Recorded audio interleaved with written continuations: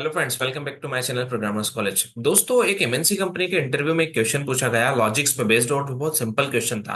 आप जानते हैं कि हम दो नंबर को ऐड कर सकते हैं। अगर मेरे पास एक नंबर है ए जिसमें मैंने स्टोर करा है 10 और सेकंड नंबर है बी जिसमें मैंने स्टोर करा है 2, तो मैं इन दोनों नंबर को ऐड करूंगा तो मुझे रिजल्ट क्या मिलने वाला है 12।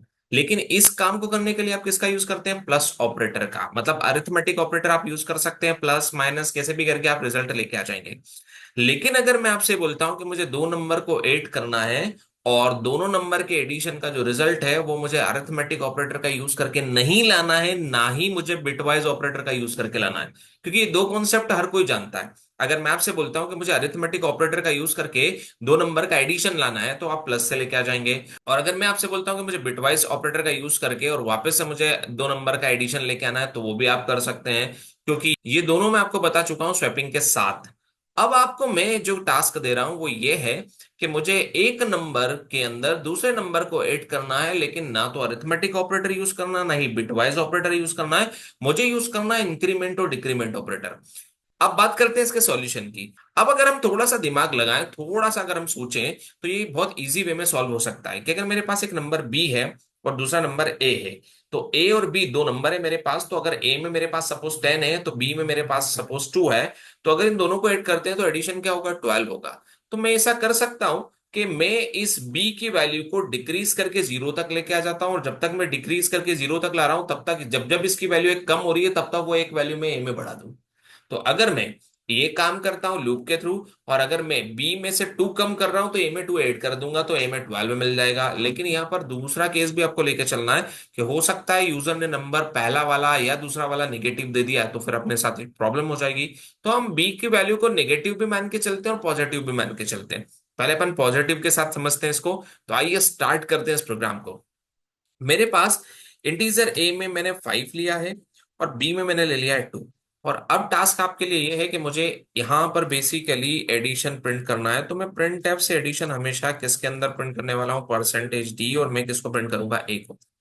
अब अगर मैं इस प्रोग्राम को अभी रन कर देता हूं तो प्रॉब्लम क्या होने वाली है वो आप बहुत अच्छे से जानते हैं कि अगर मैंने इस प्रोग्राम को अभी प्रिंट कर दिया तो ये मुझे ए की वैल्यू 5 दे देगा, जो कि गलत है।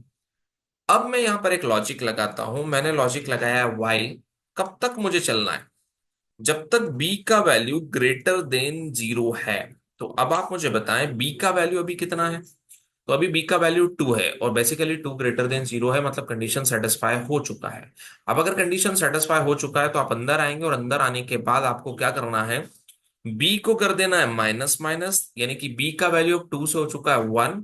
और ए को कर देना है आपको प्लस प्लस। बस ये कॉन्सेप्ट अगर आप समझ गए तो आपका एक काम तो हो चुका है, जब दोनों नंबर पॉजिटिव है वो वाला कॉन्सेप्ट। चलिए इसको इंप्लीमेंट करते हैं ड्राई रन के साथ। तो दोस्तों, ये मेरे पास ए है, ए का वैल्यू 5 है और बी का वैल्यू 2 है, बराबर। अब क्या बी का वैल्यू ग्रेटर देन जीरो है? कंडीशन सेटिस्फाई है क्योंकि 2 ग्रेटर देन जीरो है। तो अब हम क्या करेंगे? बी को माइनस माइनस, तो बी हो जाएगा 2 से 1। और ए को प्लस प्लस, ए हो जाएगा 5 से 6। क्लोजिंग मिलेगा, वापस ऊपर जाएंगे, बी का वैल्यू ग्रेटर देन जीरो है, कंडीशन सेटिस्फाई है। अब वापस अंदर आएंगे, बी माइनस माइनस मतलब बी हो जाएगा जीरो। और ए प्लस प्लस मतलब ए हो जाएगा 7। अब हम जैसे ऊपर गए और कंडीशन चेक करा क्या बी का वैल्यू ग्रेटर देन जीरो है, तो देखो अब बी की वैल्यू जीरो है और जीरो ग्रेटर देन जीरो नहीं होता है, तो कंडीशन क्या हो गई? फॉल्स। और बाहर आने के बाद आपने ए को प्रिंट कराया तो फाइनली हमें एडिशन मिल चुका है 7। तो जब मैं इस प्रोग्राम को रन करता हूं तो फाइनली मुझे आउटपुट में मिल रहा है यहाँ पर 7। तो this is the technique through which you can find out addition of two number using increment और डिक्रीमेंट ऑपरेटर। पर अगर कोई यहां पर बी को कर देता है -2 या ए को भी ऐसा कुछ कर देता है, फिर सेम प्रॉब्लम आने वाली है। अगर उसने ए को कर दिया है, यहां पर सपोज बी को हमने कर दिया था 7 और ए को कर दिया -5, और जैसे ही मैं रन करता हूं तो आप इसे ड्राई रन खुद करिएगा, लेकिन आउटपुट जो है मुझे 2 मिल रहा है, परफेक्ट है। लेकिन प्रॉब्लम यहां पर तब आएगा कि जब आपका बी जो है वो निगेटिव है और ए पॉजिटिव है, तो अब आपके साथ इशू आने वाला है कि आउटपुट गलत हो जाएगा।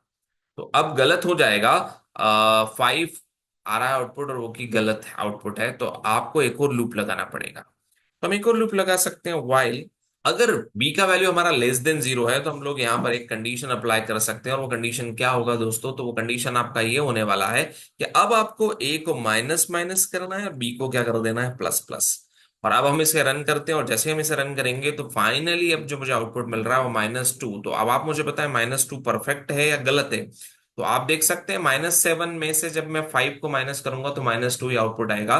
तो दोनों केस के लिए हमने कंडीशन यहाँ पर लिख दिया है। इस कॉन्सेप्ट के थ्रू हमने इंप्लीमेंट करा है कि अगर मेरे पास दो नंबर है और उन दोनों नंबर का मुझे एडिशन निकालना है, किसकी हेल्प से, मुझे इंक्रीमेंट या डिक्रीमेंट की हेल्प से, तो हम लोग ऐसे करेंगे। अब इस वीडियो को पॉज करने के बाद सडनली आपको एक लॉजिक और ट्राई करना है कि अगर मेरे पास दो नंबर है और उन दोनों नंबर का मुझे सब्ट्रैक्शन निकालना है, एक नंबर को दूसरे नंबर से माइनस करना है, और उसमें भी मुझे कोई अरिथमेटिक ऑपरेटर या बिटवाइज ऑपरेटर यूज नहीं करना है, तो कैसे करेंगे, कमेंट में सॉल्यूशन बताएं।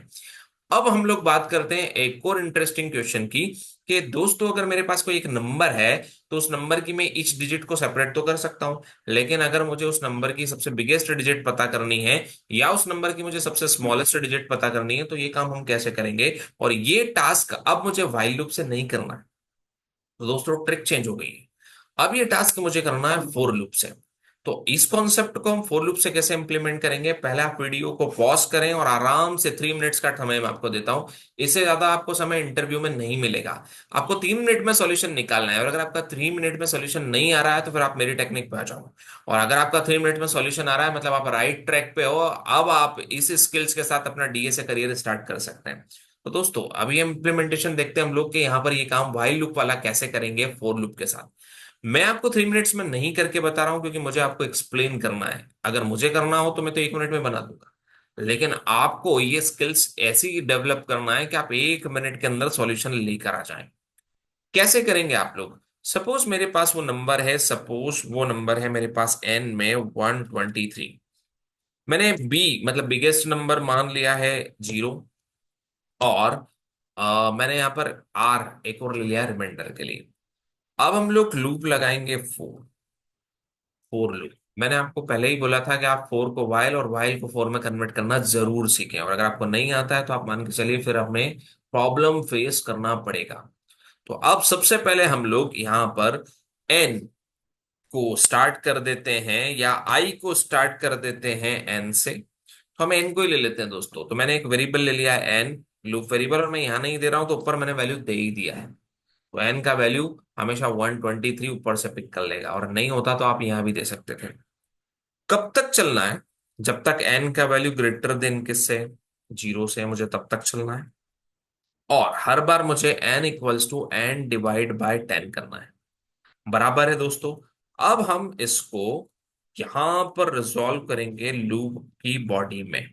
तो n का वैल्यू कितना है, 123। अच्छा, कुछ लोगों को कंफ्यूजन आ जाता है, मैं ऊपर n ही लेता हूं, नहीं तो आप लोग बोलेंगे सर हमें समझ में ही नहीं आ रहा। मैंने n का वैल्यू यहां पर असाइन कर दिया 123, ऊपर भी ले सकते तो कोई दिक्कत नहीं है। अब आप करोगे हर बार r equals to n mod 10, जिससे आपको लास्ट डिजिट मिलेगा, और हम किसको प्रिंट कर देंगे यहाँ पर r को। तो दोस्तों n का वैल्यू था 123। क्या 123 ग्रेटर देन 0 है, कंडीशन सेटिस्फाइड होता है यहाँ पर। और आप अंदर आते हैं एन मॉड 10 ने आपको दिया लास्ट डिजिट। तो लास्ट डिजिट हमारे पास किस में आ चुकी है, आर में। तो मैंने यहाँ पर आर को प्रिंट कर दिया है, मतलब लास्ट डिजिट थी 3, तो 3 प्रिंट हो जाएगा। और क्लोजिंग मिलने के बाद आप ऊपर जाओगे और 123 डिवाइड बाय 10 यानी कि 12 मिलेगा। 12 ग्रेटर देन 0 है, कंडीशन सेटिस्फाइड। अब अंदर आए 12 मॉड 10 यानी कि आर में मिल जाएगा आपको 2, आपने प्रिंट कर दिया आर को, इट विल प्रिंट 2। मैंने क्लोजिंग मिला, और जैसे ऊपर गए 12 डिवाइडेड बाय 10 आउटपुट में मिला 1। 1 ग्रेटर देन 0 है, कंडीशन सेटिस्फाइड। 1 मॉड 10 मतलब रिमाइंडर में आपको मिल जाएगा 1। आपने 1 को प्रिंट करा और ऊपर जाने के बाद वैल्यू हो गई 0, कंडीशन हो गई फॉल्स। मतलब दोस्तों लॉजिक परफेक्शन के साथ फिट हो चुका है, और जैसे ही मैं इस प्रोग्राम को रन करता हूं मुझे आउटपुट में मिलने वाला है 3 to 1, परफेक्ट चल रहा है। अब हमें निकालनी है बिगेस्ट डिजिट। तो कैसे निकालेंगे, यहां पर आपको लॉजिक लगाना है बिगेस्ट डिजिट का। तो ये प्रिंट एफ हम हटाते हैं, और अब हम यहां पर लगाते हैं एक इफ, कि इफ अगर आर का वैल्यू ग्रेटर देन हो जाता है बी से, तो हम स्वैप करा देंगे कि बी में हम किसकी वैल्यू रख देंगे, आर की। That's it. कि अगर आर का वैल्यू ग्रेटर देन बी हो जाता है तो बी में हम किसका वैल्यू रख देंगे, आर का। और लूप के बाहर आने के बाद आपको प्रिंट एफ यहां पर प्रिंट कर देना है एक मैसेज के साथ, biggest digit of a number is percentage D, और आप किसको प्रिंट कर देंगे, बी को। जैसे ही मैं इस प्रोग्राम को रन करता हूं, फाइनली मुझे आउटपुट में मिलने वाला है बिगेस्ट डिजिट इज 3। जरूरी क्या हम एन की वैल्यू हमेशा 123 रखेंगे, तो ऐसा जरूरी नहीं है। आप एन की वैल्यू किससे भी ले सकते हैं, यूजर से। तो अब आपने फोर लूप का यूज करके एक नंबर की बिगेस्ट डिजिट कैलकुलेट की है। अब आपने फोर लूप का यूज करके एक नंबर की बिगेस्ट डिजिट कैलकुलेट की है।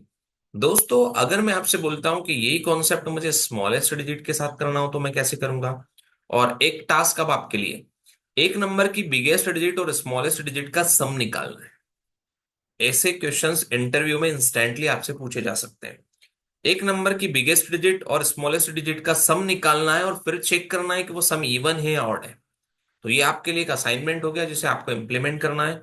दूसरा, एक नंबर की सेकंड बिगेस्ट डिजिट और सेकंड स्मॉलेस्ट डिजिट निकालना है, व्हाइल लूप का यूज नहीं करते हुए फोर लूप का यूज करना है। तो ये असाइनमेंट्स आपको सॉल्व करना है। अगर आपको कोई डाउट आता है, कोई इशू आता है, आपको कोई कंफ्यूजन है, तो आप मुझे कमेंट में बताएं। इसके लिए मैं आपको सॉल्यूशन दूंगा। आज के लिए बस इतना ही, नेक्स्ट वीडियो में मिलते हैं। तब तक के लिए keep watching, keep learning and happy coding.